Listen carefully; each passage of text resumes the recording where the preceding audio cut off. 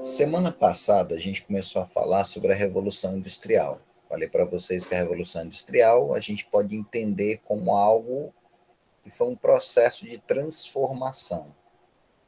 O trabalho manual, ele vai ser, não vou dizer que ele vai ser abandonado, porque até hoje ele existe, mas o trabalho manual ele vai se tornar menos comum do que a nova forma que aparece, que seria a maquinofatura.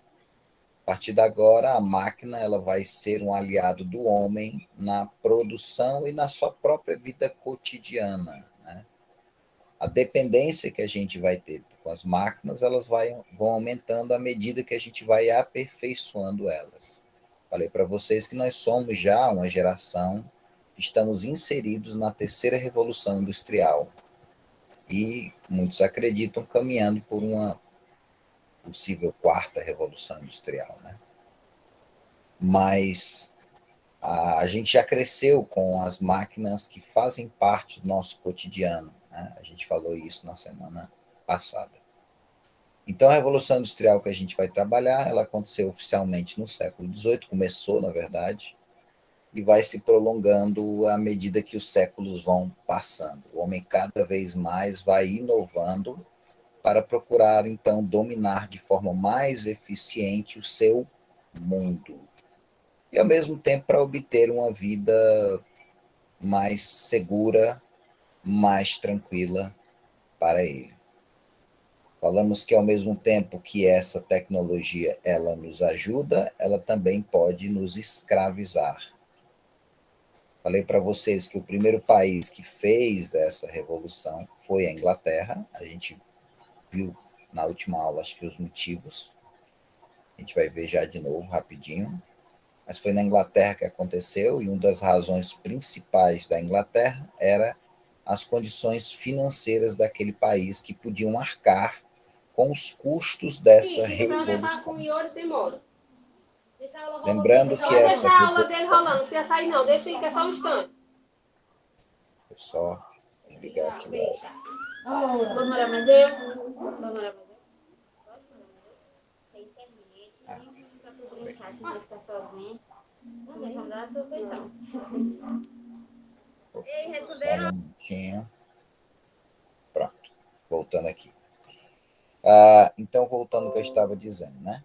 Então, na Europa, você tem a revolução, porque você tem essas mudanças que vão acontecer a partir da introdução das máquinas no processo produtivo. Para ter uma revolução, você precisa ter mudanças que trabalhem em diversas esferas da vida, né? Política, sociedade, economia, cultura e daí vai. Tá? Todas as áreas têm que ser influenciadas e realmente foi. Hoje, nossa dependência da tecnologia ele é muito patente. E as facilidades e até impossibilidades do passado, eles são possíveis. Pessoas tão distantes e, ao mesmo tempo, tão próximos, né? Uma prova disso somos nós agora, distantes, mas, ao mesmo tempo, próximos a partir do uso dessas máquinas, né? Nós agora estamos nelas, né? Um outro destaque que a gente falou foi as cidades que passam a ser o centro da vida das pessoas. Antes da Revolução era o campo, e agora é as cidades que estão cada vez mais abarrotadas de pessoas. Beleza? Tranquilo. Falamos que foi um processo que aconteceu. Inicialmente se tinha um trabalho manual, né? E aí se caminha para a divisão do trabalho. A divisão do trabalho é o que a gente chama de manufatura. Aqui nós temos aquela imagem que eu mostrei na semana passada para vocês, que é exatamente a imagem de uma oficina, onde você tem a figura do sapateiro que produz o sapato. Mas aqui ele colocou pessoas para ajudá-lo nesse processo. Se ele divide, cada um faz uma fase, como a gente está percebendo, da produção, nós temos o que a gente chama de manufatura. A gente viu que a manufatura ela era extremamente eficiente, né? Porque através desta manufatura você tem essa divisão do trabalho e agilidade, né? Principalmente porque na Inglaterra estava começando a exigir um aumento da produção, né? O mercado consumidor estava aumentando, então houve a necessidade de você dividir a produção. Porém, com o aparecimento das máquinas, aí a coisa vai ficar muito mais eficiente. A partir de agora, você não precisa de várias pessoas para fazer um serviço. você tem máquinas que substituem pessoas, né? Geralmente 10, às vezes umas 10 pessoas, você agora precisa de 2 ou 3 pessoas, entendeu? Isso, de um lado, acaba ajudando o empresário, mas prejudica, sem dúvida nenhuma, o trabalhador. E a gente vê que até uma das consequências disso seria a questão do desemprego, né? A gente falou sobre o tempo, né? A diferença do tempo antes da Revolução, que era o tempo da natureza, nascer e pôr do sol, e o tempo agora é regido por uma máquina que seria o próprio relógio. Falamos que dentro do processo produtivo, uma das marcas principais é você dividir o trabalho em pedaços, né? Onde cada um fica responsável por uma parte da produção. Quando você tem as máquinas, elas podem substituir talvez uma boa parte dessas pessoas que estão aqui. Às vezes só uma pessoa ou duas pessoas para operar uma máquina que vai fazer quase uma boa parte do serviço, né? A gente terminou a aula falando sobre o que levou a Inglaterra a ser o primeiro país a fazer a revolução. Entre os motivos, a gente pode apontar o dinheiro acumulado ao longo dos anos pela Inglaterra, seja pelo nosso ouro. A Inglaterra ganhou muito dinheiro através do ouro extraído do Brasil. E segundo, vendendo escravos pelo mundo, né? Tudo isso, então, enriqueceu os burgueses e essa galera tinha dinheiro guardado para investir nas máquinas. O segundo motivo que a gente pode destacar é a questão da energia, né? As primeiras máquinas, elas são movidas a energia a vapor, né? Então era a queima do carvão. E a Inglaterra tinha riquíssimas reservas de carvão mineral. Para quem não sabe, o carvão mineral ele é um produto que é como se fosse uma madeira fossilizada, por assim dizer, ou parcialmente, né? Ela florestas do passado, que passaram por um processo de soterramento rapidamente, passaram por um processo de mineralização e tal, e tudo isso acabou formando o que a gente chama tradicionalmente de carvão mineral. Ela tinha em grande quantidade e isso acabou sendo muito positivo para o funcionamento das primeiras máquinas. Durante a Revolução Inglesa, que a gente trabalhou, a gente viu que os campos eles são cercados, muitas pessoas acabam sendo expulsas e migrando para a cidade. Essa galera que migra para a cidade vira mão de obra barata para essas primeiras fábricas. E mão de obra, como eu botei aqui, barata, né? Porque a concorrência era muito grande, não tinha leis trabalhistas e tal. E aí tudo isso acabou contribuindo para que esses trabalhadores tivessem quase uma vida, quase trabalhando de graça. Acho que a gente pode falar assim. E o outro ponto que eu vou destacar, os outros eu já falei, mas você está produzindo as coisas e precisa levar esses produtos para várias partes, né? E aí aparece exatamente o papel da burguesia, os comerciantes, né? Que já tinham poderosas companhias de comércio e podiam pegar esse excesso de produto e levar para outros países, ok? Então, estou falando isso aí para vocês, para a gente entender o seguinte: não adianta eu produzir, eu preciso distribuir, né? E a forma que eu vou distribuir isso certamente é através de companhias de comércio. A Inglaterra tinha muito, eram muito poderosas, muito eficientes, chegavam em várias partes do mundo, então, perfeito. Todos esses fatores contribuíram para que a Inglaterra fosse o primeiro país a fazer a Revolução Industrial. Porém, a pergunta que fica no ar é o seguinte: como é que está a situação desses trabalhadores, né? Como é que eles estão e tal? Situação péssima. A gente pode fazer um comparativo com hoje, né? Hoje a gente sabe, nós sabemos, na verdade, que existem locais que as condições de trabalho são similares à escravidão, né? Em situações realmente que o trabalhador, principalmente isso acontece com o estrangeiro, o cara vem de outro país, aí os caras pegam, botam a pessoa para trabalhar e pagam o salário que quer para a pessoa, e muitas vezes quase numa situação mesmo de escravidão. Isso aconteceu muito, várias reportagens saíram sobre a situação, por exemplo, dos venezuelanos, né? Que chegam aqui desesperados e são escravizados por empresários aí gananciosos, né? Quer dizer, é terrível a situação. Mas hoje a gente tem leis que protegem os trabalhadores. Não significa dizer que essas leis são cumpridas. Isso é um ponto que a gente não pode esquecer. Mas tem as leis, a lei diz o que deveria ser, né? E a gente deveria lutar para que chegue ao ideal proposto, né? Mas infelizmente não é o que acontece. Esses primeiros trabalhadores não tinham as leis que nós temos, porque essas leis elas surgem a partir da luta dos trabalhadores por melhorias, né? Na época não tinha. Hoje a jornada de trabalho, em média, em cerca de 8 horas por dia. Né? Em alguns países até um pouco menor, né? Mas você imaginar que há mais de 100 anos atrás as pessoas tinham uma jornada de trabalho que chegava a 18 horas por dia. Você trabalha praticamente, você trabalharia 10 horas a mais do que as pessoas trabalham em média hoje. Outra coisa, aqui no Brasil, por lei, é obrigatório você ter uma folga por semana.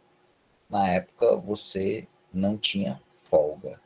Você trabalhava de segunda a segunda. Não tinha folga. Não tinha feriado. Não tinha nenhum dos benefícios que nós temos em nossos dias. Acho que o único dia que você folgava era no dia que você morria, né? É a única possibilidade, né? Fora isso, não tinha mesmo. O ambiente que você trabalhava, péssimo. Os caras simplesmente não estavam querendo economizar em tudo, né? Não botavam muitas janelas, o que prejudicava a iluminação e a ventilação. Então, o que acontecia era você estar respirando um ar viciado, que acaba sendo um grande problema para a sua saúde, né?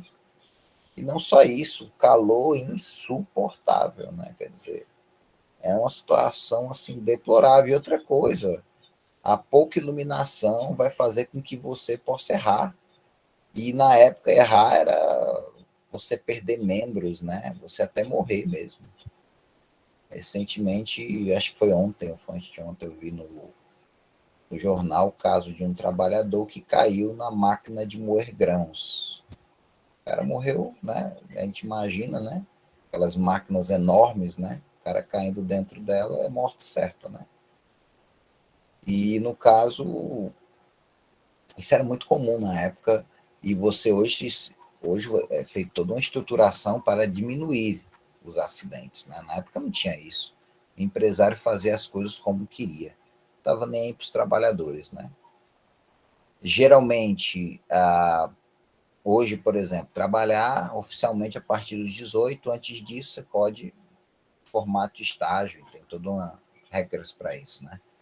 Na época, as crianças elas trabalhavam nas fábricas. Tinha crianças de 4, 5 anos de idade trabalhando já. Claro que não recebiam a mesma coisa que um adulto, ó, que a gente tem uma imagem de crianças que não estão brincando, elas estão trabalhando. Né? Na questão da produção, e aí a gente consegue perceber claramente que a situação realmente era lastimável. Né? As crianças recebiam talvez 30% que um adulto recebia, e o adulto já ganhava pouco, né? Tu imagina a criança, né? Quer dizer, a criança trabalhava quase o mesmo tempo que o adulto e recebia bem menos, né? E muitas vezes o cara não tinha outra alternativa, por quê? Porque ele ganhava tão pouco que o que ele recebia mal dava para sustentar ele, quanto mais a família. Então ele acabava tendo que mandar toda a família para trabalhar, inclusive seus filhos menores. É uma situação muito complicada. As mulheres não tinham direito, né? As mulheres engravidassem, por exemplo, elas não podiam faltar ao trabalho, né? Aliás, elas eram liberadas para ter o filho e depois tinham que voltar logo. Não tinha o tempo que a gente tem hoje, a licença maternidade, não tinha. Ela tinha que voltar. Se não tivesse condição de voltar, estava demitida. Já no outro dia já tinha outra pessoa no lugar dela. Era muito rápido. Fora que o tratamento que as pessoas recebiam, né? Muitos responsáveis, né, pela fiscalização da produção acabavam levando chicotes ou levando pedaços de pau para espancar os trabalhadores para eles fazerem o trabalho direito. Fora isso, o tempo de almoço, que hoje a gente tem em média de 1 hora, né? Tem locais que é mais. Na época não chegava nem a 15 minutos. Você praticamente não comia, você engolia. Isso também traz prejuízo para a saúde dos trabalhadores. Tudo isso fazia com que esses trabalhadores tivessem uma expectativa de vida consideravelmente bem reduzida, né? Era muito complicado, beleza?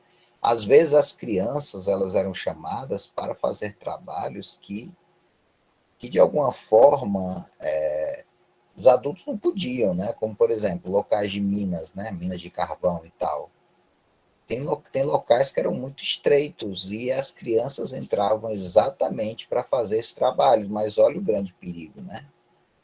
De desabamentos, da questão da falta de ar nesses locais, ou ar contaminado, tudo isso contribui para que essas crianças tenham uma saúde prejudicada e, de repente, não consigam chegar nem aos 30 anos de idade. Antes disso, já tem doenças seríssimas e acabam falecendo.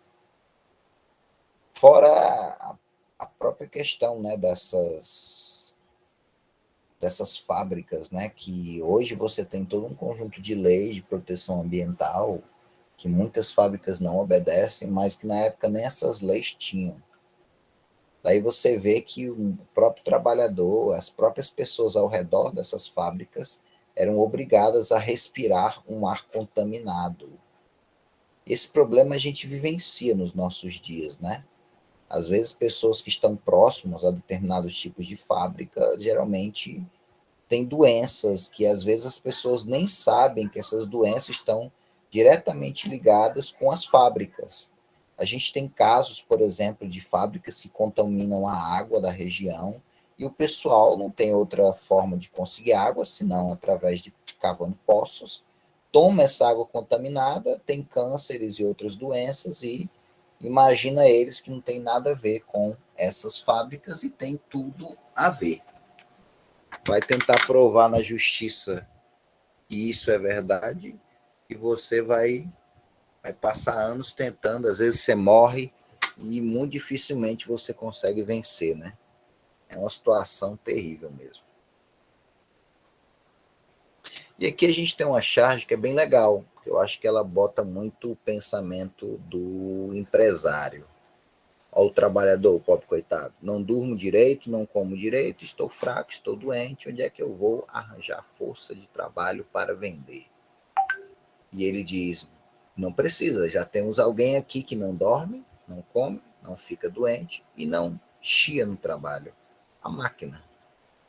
Ou seja, a salvação do empresário é, sem dúvida nenhuma, as máquinas, né? Então, a máquina, ela aumenta a produção, reduz os custos de produção, mas prejudica muitas vezes os próprios trabalhadores. Beleza? Tranquilo. E a gente vai chegar rapidinho para falar agora das 3 fases da Revolução, a gente não vai perder muito tempo. E, por fim, as consequências. Aí, quando eu terminar, eu passo um videozinho para vocês, tá bom? Beleza? Tranquilo? Vamos lá. Primeira fase da Revolução. Primeira fase da Revolução foi na Inglaterra. Foi praticamente 100 anos que a Inglaterra dominou a Revolução. A gente viu que as primeiras máquinas elas são movidas a vapor, que é a queima do carvão, e a gente viu que a Inglaterra ela saiu na frente em relação a tudo isso. Por que ela saiu na frente? Porque a gente viu os motivos, né? Entre eles, ela ter ricas reservas de carvão, que acabou contribuindo nas primeiras máquinas. A gente pode dizer assim, calma, mas quais são os grandes destaques dessa primeira fase? Primeiro, a utilização do ferro, extremamente eficiente, mas a utilização do ferro na fabricação das máquinas acaba tornando as máquinas mais resistentes. As primeiras máquinas eram uma mistura de madeira, era mais madeira, né? Pouco metal. Com a utilização do ferro, essas máquinas elas ficam mais fortes, têm uma maior durabilidade, mais eficiente para o trabalho. Os primeiros teares mecânicos apareceram, tem até uma imagem aqui, ó. Antes, quando ia se fazer tecidos, normalmente você tinha uma pessoa que tinha que ter todo o trabalho de fazer fio a fio. Com os teares mecânicos, você pode trabalhar com vários fios simultaneamente. o que significa dizer que um tecido sai pelo menos aí uns 10 a 20 vezes mais rápido do que produzido pelas as antigas pessoas que trabalhavam com fiação, né? Nessa parte de produzir tecidos. Beleza? Então, isso foi, sem dúvida nenhuma, uma grande revolução. Outra grande revolução foi a locomotiva, né? A locomotiva inicial, ela trabalhava com a queima de carvão, tinha uma velocidade que podia chegar a quase 20 quilômetros por hora, que para nós é um absurdo, né? As nossas velocidades atuais, mas era algo surpreendente na época, né? Principalmente porque agora você podia planejar as suas viagens e você sabia mais ou menos o tempo que você levaria. Antes você tinha um cavalo ou você poderia ir a pé. Era um pouco mais complicado. Outro ponto também das locomotivas é que ela poderia levar o excesso, a produção para as regiões, né? Era muito eficiente. Então isso foi, sem dúvida nenhuma, uma grande revolução. Outra grande revolução foi no âmbito da comunicação, os telégrafos, né? As pessoas usavam esse aparelhozinho, eram transmitidos sinais elétricos com sons respectivos, geralmente próximo à questão do código Morse, e as mensagens poderiam ser transmitidas para longas distâncias e chegar em pouco tempo. Tá bom? Daí a gente fala os chamados telegramas, né? Os telegramas surgem exatamente porque vinham a partir dos telégrafos. Foi uma grande revolução? Foi, sem dúvida nenhuma, né? Fora isso, a gente tem também a questão da descoberta de adubos para melhorar a produção. Era muito comum na época era você fazer, por exemplo, a rotação de culturas, né? Mas eles vão descobrir que era possível você melhorar o solo todo ano. Aí eles vão descobrir, né, a questão do adubo animal, do adubo vegetal e outras coisas. E tudo isso vai aumentar razoavelmente a produção, que será direcionada para a indústria, né? Então, isso, sem dúvida nenhuma, foi grande revolução. Segunda fase, aí a coisa vai expandir para outros países. Nós temos 3 destaques: França, Alemanha e Estados Unidos. Eu não coloquei aí, tem que ter meu Japão, né? Vou botar uns 4, né? França, Alemanha, Estados Unidos e Japão. Os países, então, eles vão sair à frente nesse processo. A Inglaterra continua no processo de industrialização, mas eles vão tomar a frente, né? A dianteira disso. O ferro vai ser lentamente sendo quase, não vou dizer substituído, que até hoje a gente utiliza o ferro para tudo, né? Mas o aço ele é bem mais resistente, então, sem dúvida nenhuma, foi uma troca muito acertada, né? A energia a vapor continuou sendo usada, mas se introduziu a energia elétrica. E hoje a nossa dependência é muito grande dessa energia. A gente vai ter também a utilização para os automóveis do chamado petróleo, os derivados do petróleo, né? Os primeiros carros começam a aparecer, né? Nós temos a imagem aí dos primeiros carros, né? Você olha para uma coisa simples dessa, né? E você não imagina que o preço dele era absurdo. Uma velocidade, se não me engano, que chegava a 15 quilômetros por hora, viu? Você dizia, meu Deus, até minha bicicleta, até o de bicicleta eu vou mais rápido. E vai mesmo. Você consegue passar de 20 quilômetros por hora com a sua bicicleta, né? Até mais um pouco. Mas na época era, sem dúvida nenhuma, uma grande revolução. A gente tem algumas outras inovações, como, por exemplo, o uso da rádio, né? O rádio ele é muito bom para transmitir mensagens através do ar, né? Foi uma revolução extraordinária. A invenção aí dos primeiros telefones, claro que a popularização que nós temos hoje demorou muitos anos, né? O telefone ele era um produto para as pessoas muito ricas, não para a maior parte da população. A gente também tem um aparecimento do cinema, que inicialmente era mudo e preto e branco. Aqui nós temos um filme que é um clássico do cinema mudo, que é Viagem à Lua. Foi considerado aí um grande inovador em tecnologia, em efeitos especiais. Claro que para nós é ridículo, mas para a época, sem dúvida nenhuma, foi uma grande inovação. Lembrando que esse cinema da época, quando você ia, você não via os atores falando.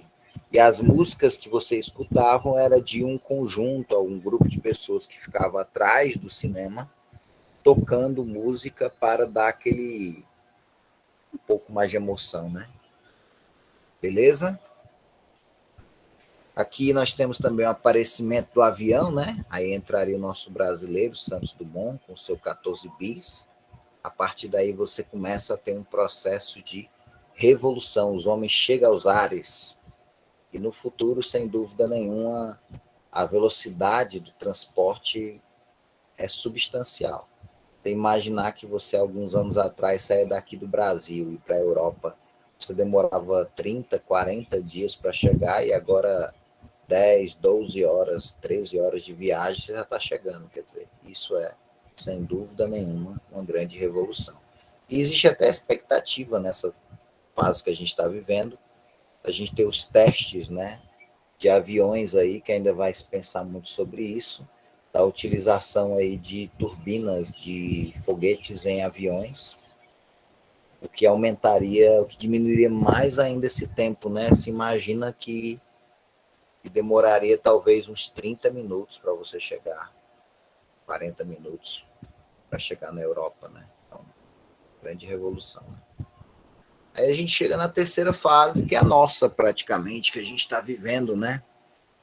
A invenção do computador, que foi sem dúvida nenhuma uma grande revolução, aconteceu principalmente depois da Segunda Guerra Mundial.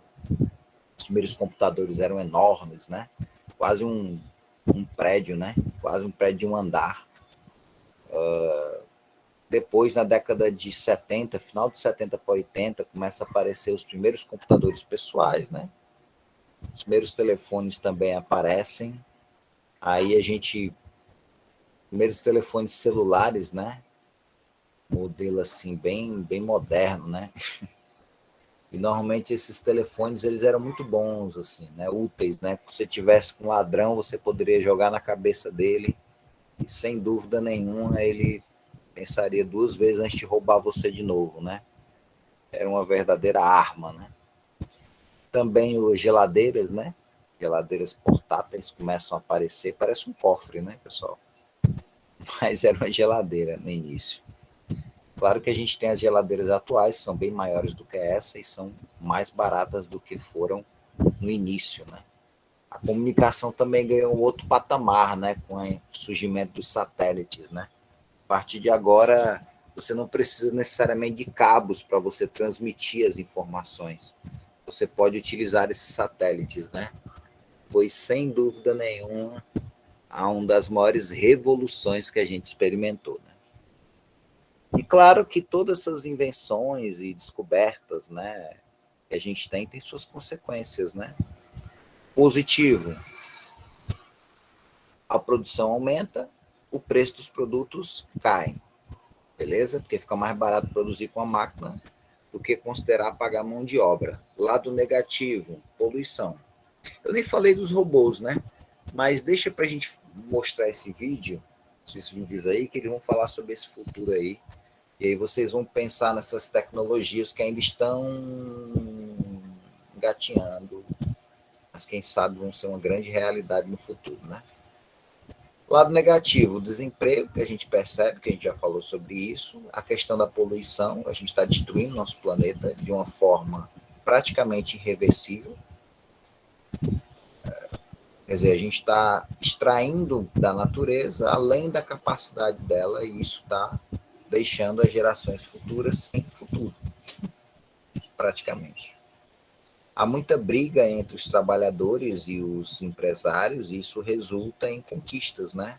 Formação dos primeiros sindicatos para defender os trabalhadores, criação de leis trabalhistas, redução da jornada de trabalho e outras conquistas que vieram da luta.